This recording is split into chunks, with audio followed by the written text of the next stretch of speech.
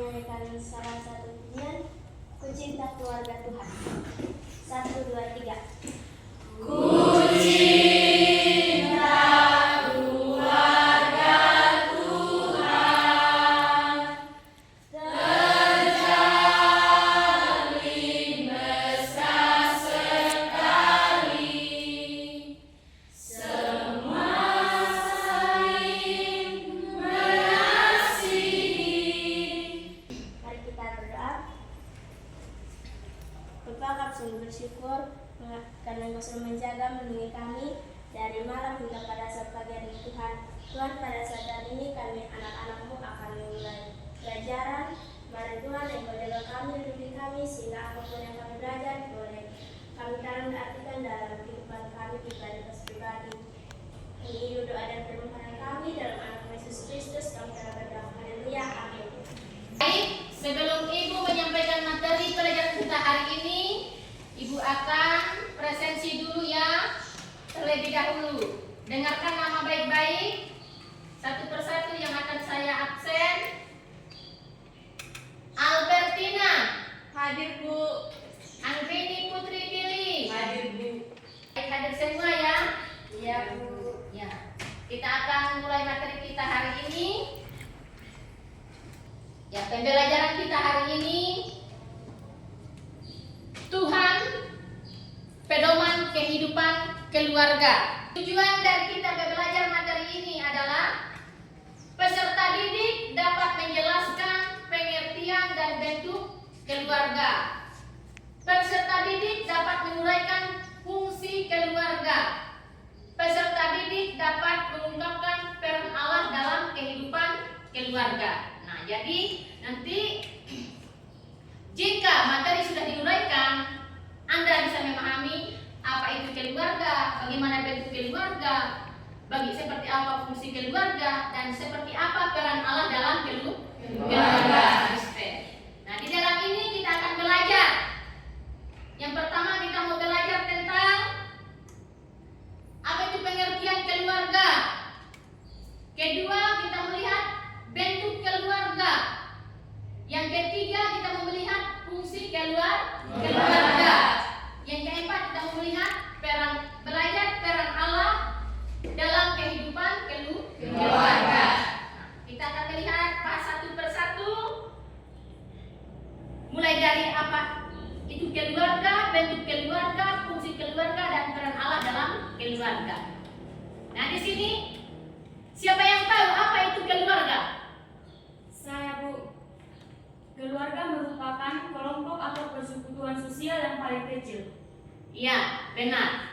Itu salah satu berdasarkan pernyataan Gisela, keluarga adalah kelompok sosial terkecil. Siapa lagi? Saya, Bu. Oke, Risna, silakan. Apa itu keluarga? Keluarga terbentuk apabila ada ikatan darah, perkawinan, dan adopsi. Ya, menurut Risna, keluarga itu adalah terbentuk apabila adanya hubungan ikatan darah, perkawinan, atau adopsi. Itu menurut pemahamannya Risna. Di jawaban Gisela, jawaban Risna, Novalis, benar. Itu merupakan apa yang dimaksud dengan keluarga. Oke, mari kita lihat masuk dalam materi pengertian keluarga. Ya, kita lihat di sini tadi pengertian keluarga. Menurut pandangan umum atau para ahli, keluarga merupakan kelompok atau persekutuan sosial yang paling kecil. Benar. Kemudian keluarga terbentuk apabila adanya ikatan pernikahan atau adopsi. Kemudian keluarga merupakan dua jenis kelamin yang dipersatukan dalam ikatan pernikahan atau perkawinan.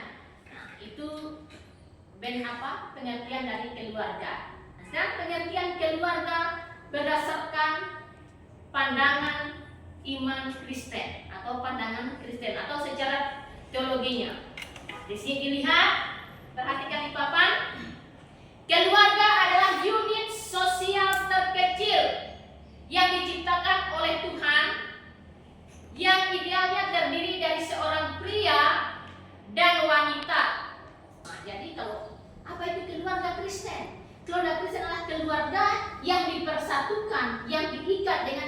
pernikahan.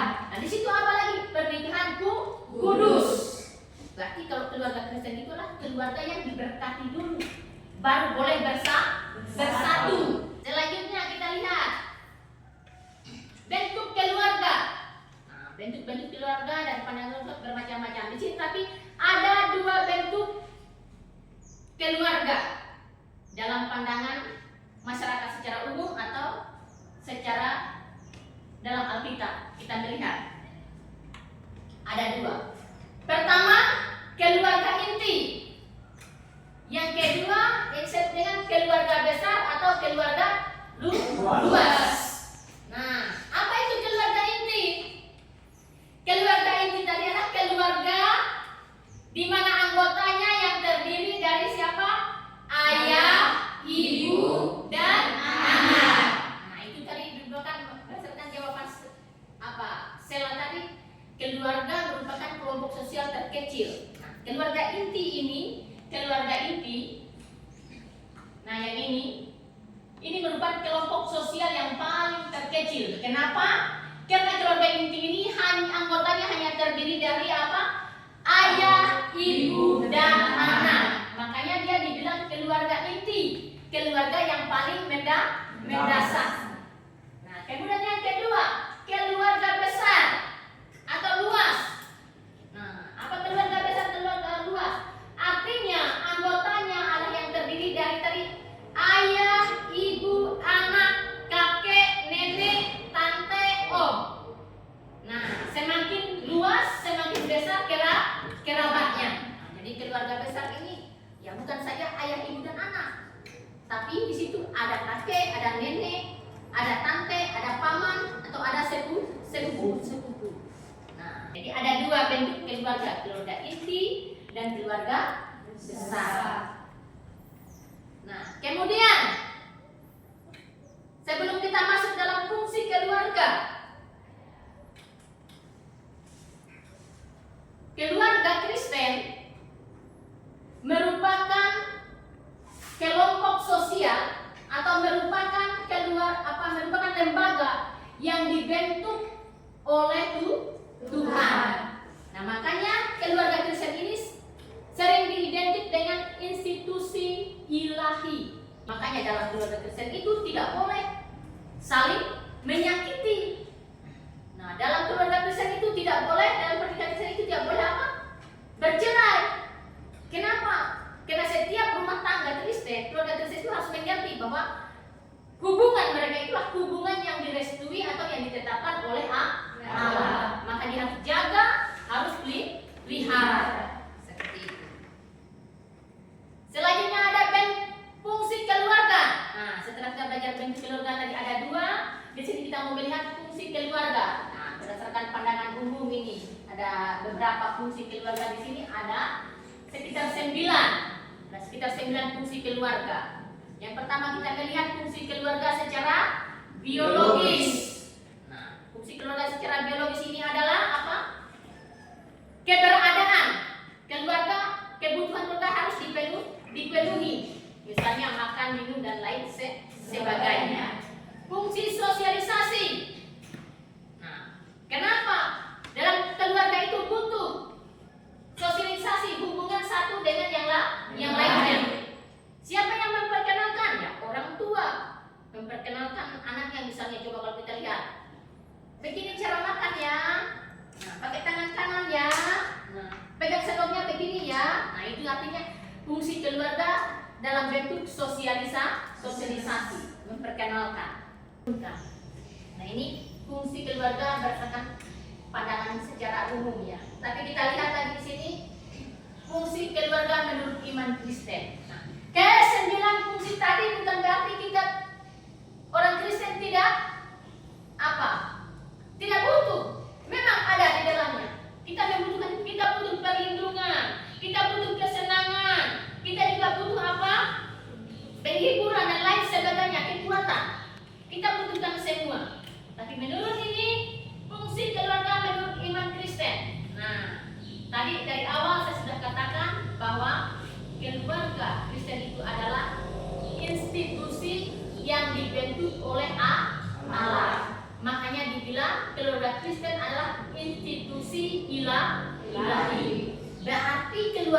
dibentuk, Allah punya tujuan.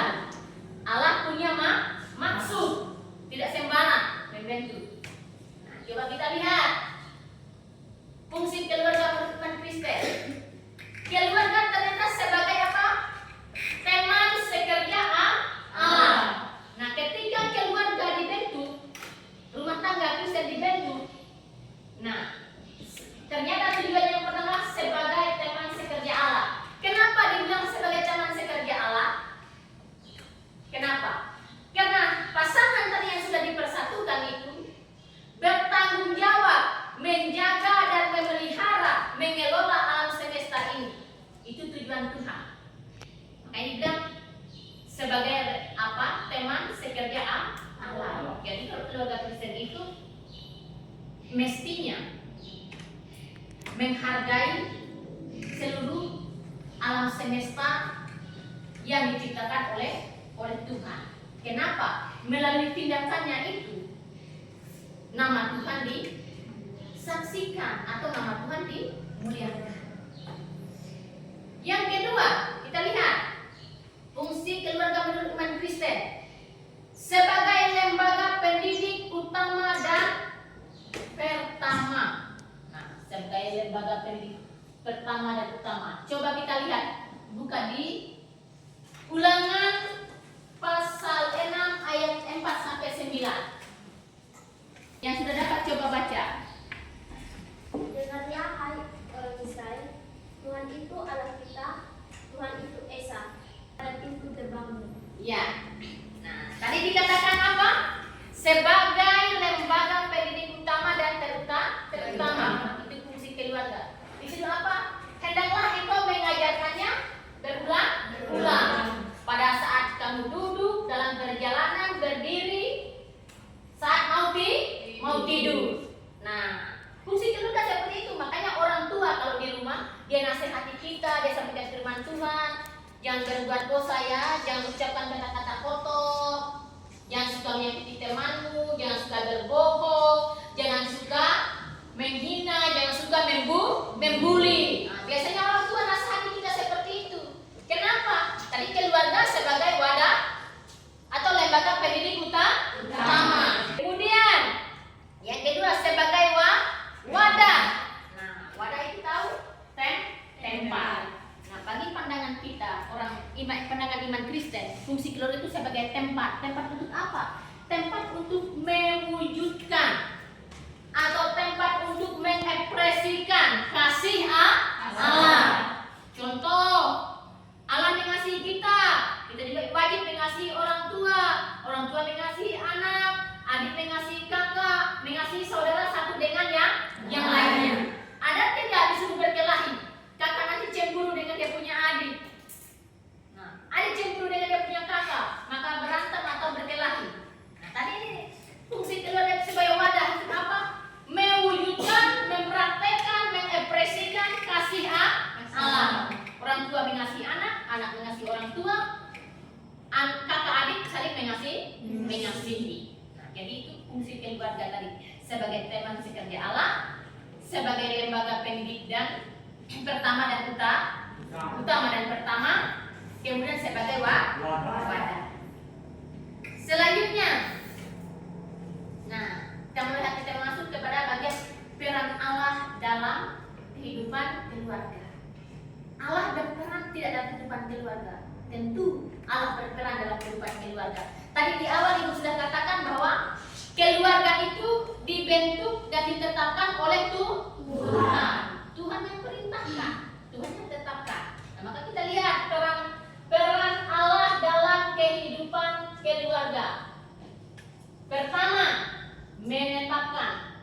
Kedua, memberkati. Nah, kalau kita lihat menetapkan tadi di dalam Kejadian 1 ayat 27 sampai 28, dia beritakan apa itu? Seorang apa? Kejadian 1 ayat 27 sampai 28, seorang laki-laki akan meninggalkan ayah dan ibunya, bersatu dengan istrinya. Kemudian dia bilang beranak cuculah dan bertambah banyak. Nah, ini perintah tidak? Nah, Tuhan menetapkan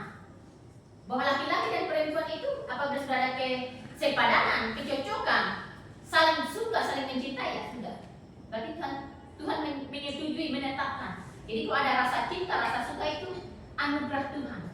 Kenapa saya bilang anugerah Tuhan? Kalau misalnya Rifan suka sesama laki-lakinya, itu berarti Rifan perlu didoakan ada kelainan. Nah seperti itu. Kalau misalnya Rifan suka dengan lawan jenis, yaitu anugerah. Rasa untuk menyukai, mencintai, untuk mengekspresikan apa? Kasih Allah. Tuhan menetapkan. Kemudian Tuhan memberkati. Ingat kisah di Yohanes tentang pernikahan di Kana. Pernikahan di Kana itu apa yang terjadi? Kekurangan anggur. Maka tamu undangan semuanya belum mendapatkan anggur. Maka Maria memberitakan siapa? Yesus untuk mengubah air menjadi anggur. Kemudian kita lihat kembali peran Allah dalam kehidupan keluarga di dalam Kejadian 2 ayat 24. Coba apa bunyi? Ayat Kejadian 2 ayat 24. Sebab itu seorang laki-laki akan meninggalkan ayahnya dan ibunya dan bersatu dengan istrinya, sehingga keduanya menjadi satu daging. Ya, sebab itu seorang laki-laki akan meninggalkan ayah dan ibunya dan bersatu dengan istrinya. Nah, di situ ada apa? Ada prinsip. Nah, menurut iman Kristen, di situ ada prinsip. Prinsip apa? Prinsip dalam keluarga Kristen atau prinsip dalam pernikahan Kristen. Apa itu? Prinsip yang pertama adalah pemberi apa? Prinsip meninggalkan. Seorang laki-laki akan meninggalkan ayah. Di situ apa yang dapat kita lihat? Prinsip dalam membangun rumah tangga Kristen. Kedua pasangan harus apa? Sudah mampu mandiri. Prinsip yang pertama, meninggalkan, mandiri. Artinya apa? Sudah siap. Dari segi umur sudah pas sesuai untuk membangun rumah tangga atau berkeluarga. Dari misalnya segi apa? Pendapatan atau penghasilan. Dia sudah kerja, sudah matang semuanya. Nah, itu namanya tadi meninggalkan. Yang pertama dalam membentuk keluarga apa? Kemandirian. Mandiriannya kedua, insan itu sudah siap secara lahir dan batin. Siap lahir dan batin. Kedua, Kejadian 2 ayat 24 ini tadi laki-laki akan meninggalkan ayah dan ibunya bersatu dengan istrinya. Pemberi prinsip bersatu.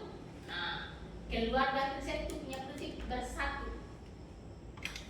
Makanya dalam pernikahan Kristen itu dia bukan lagi dua, melainkan satu. Artinya apa? Kalau sudah disatukan artinya satu rasa. Rasanya apa? Emosionalnya, tujuannya sama. Rancangannya sama. Makanya dibilang dalam merancangkan sesuatu antara keluarga itu suami istri itu harus apa? Harus saling mengasihi, saling apa? Terbuka. Kenapa? Karena sudah satu. Kalau misalnya suami rasa sakit, istri juga merasakan rasa sakit. Makanya dia saling apa? Sudah satu, saling menjaga. Misalnya suami ya menjaga nama baik istri juga menjaga nama baik suami. Bukan membuka aibnya di luar sana. Itu prinsip keluarga Kristen. Prinsip bersatu artinya sudah satu rasa, seia sekata. Makanya kalau ada keluarga atau rumah tangga yang berantakan, karena di situ tidak ada kesatuan.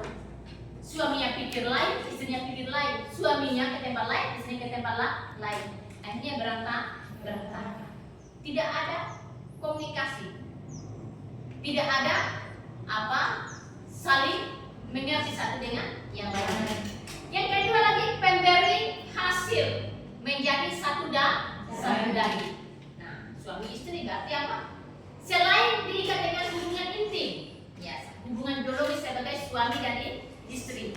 Satu daging artinya apa? Tidak bisa dipisahkan.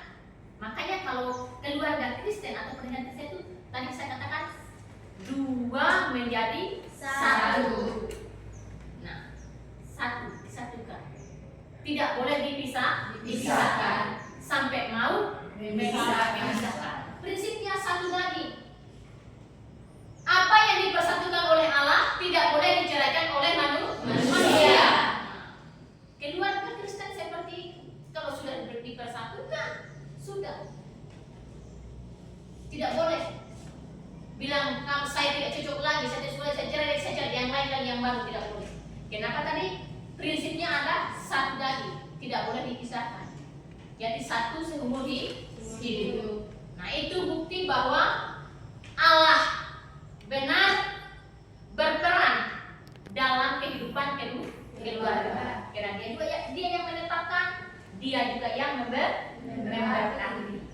Jadi materi kita hari ini terkait dengan Tuhan pedoman kehidupan keluarga. Kita sudah berbicara tentang apa? Pengertian keluarga, bentuk keluarga, fungsi keluarga, dan peran Allah dalam kehidupan keluarga. Jadi keluarga adalah merupakan kelompok sosial yang paling terkecil. Kemudian bentuk keluarga ada 2, keluarga inti dan keluarga besar. Fungsi keluarga kurang lebih ada 9. Kemudian fungsi keluarga dalam pandangan iman Kristen sebagai apa? Sebagai teman sekerja Allah, sebagai tempat pendidik utama dan pertama, kemudian sebagai wadah untuk mewujudkan cinta kasih. Makanya keluarga Kristen itu disebut sebagai institusi ilahi. Kenapa dibilang institusi ilahi? Karena keluarga Kristen adalah keluarga yang ditetapkan dan yang diberkati oleh Tuhan. Ya, mungkin itu saja. Jelas ya? Jelas. Ya. Sekarang kita masuk kepada lihat lembaran tugas. Ya, lihat lembaran tugas di materi masing-masing. Ibu akan bagi kelompok, ada 4 kelompok ya. Dalam satu kelompok 5 orang. Nah, silakan kerjakan tugas kelompoknya. Ya, amati gambarnya, baca materinya, dan silakan kerjakan tugasnya sesuai dengan instruksi yang sudah ada di lembar jawaban masing-masing. Oke, sudah selesai ya? Ya, baik. Kita akan dengarkan kelompok mempresentasikan hasil diskusi mereka terkait materi hari ini. Saya persilahkan. Shalom, selamat pagi untuk kita semua. Shalom. Terima kasih atas waktu dan kesempatan yang diberikan kepada kelompok kami. Kami akan mempresentasikan hasil diskusi kami. Berdasarkan hasil diskusi kelompok kami, setelah kami mengamati dan mengingat materi dan gambar yang ada di lembar kerja peserta didik kami menyimpulkan bahwa yang pertama, keluarga adalah lembaga yang dibentuk dan ditetapkan oleh Tuhan. Dan yang kedua, dari gambar yang kami amati di lembar kertas peserta didik, gambar pertama menunjukkan fungsi keluarga yaitu fungsi religius. Dan gambar yang kedua menunjukkan fungsi keluarga rekreasi. Dan gambar yang ketiga setelah kami lihat dan amati menunjukkan gambar rekreatif, kami menyimpulkan fungsi keluarga edukatif atau edukasi. Demikian hasil diskusi kami ucapkan terima kasih dan shalom. Shalom. Ya, selanjutnya demikian kita sudah dengarkan hasil diskusi dari kelompok 2. Selanjutnya kita akan teruskan kepada hasil diskusi kelompok 3. Kelompok 3 dipersilahkan. Shalom. Halo. Selamat pagi untuk kita semua. Kami dari kelompok 3 akan menyampaikan hasil diskusi kami. Berdasarkan hasil diskusi kami kelompok 3, setelah kami mengamati dan menyimak, kami menyimpulkan materi dan gambar yang kami lihat di LKPD, kami menyimpulkan bahwa yang pertama, menurut pandangan iman Kristen, keluarga adalah lembaga ilahi yang dibentuk oleh Allah sebagai tempat pertama bagi manusia untuk bertumbuh dalam kasih, iman, dan karakter Kristiani. Dan kedua, dari gambar yang kami amati di LKPD, kami menyimpulkan bahwa gambar yang pertama menjelaskan tentang fungsi religius, gambar yang kedua menjelaskan tentang fungsi rekreatif atau rekreasi, dan gambar yang ketiga menyimpulkan fungsi edukasi. Mungkin hanya itu saja yang bisa kami presentasikan dari kelompok 3. Sekian dari hasil presentasi kami. Kami ucapkan terima kasih dan shalom. Demikian materi kita hari ini, maka kita akan akhiri seluruh rangkaian kegiatan belajar kita pada pagi hari ini. Dikembalikan duduk seperti semula. Kembali kepada tempat duduk masing-masing. Masih semangat toh? Ibu yakin dan percaya bahwa materi kita hari ini yang berkaitan dengan pedoman Allah adalah pedoman kehidupan keluarga. Kita sudah membahas materinya, kita sudah menyaksikan hasil kerja tugas kelompok, dan kita akan akhiri pelajaran kita hari ini. Oleh sebab itu, sebelum kita mengakhiri kegiatan belajar mengajar kita hari ini, saya minta lagi satu orang untuk membawa kita dalam doa penutup kegiatan belajar hari ini. Ya, saya persilakan kepada Albertina Baliate untuk membawa kita dalam doa penutup. Ibu guru dan teman-teman sekalian, mari kita satu dalam doa, kita berdoa. Bapa yang baik, Bapa yang dahsyat, terima kasih dalam berdoa. Haleluya. Amin. Siap. Siap.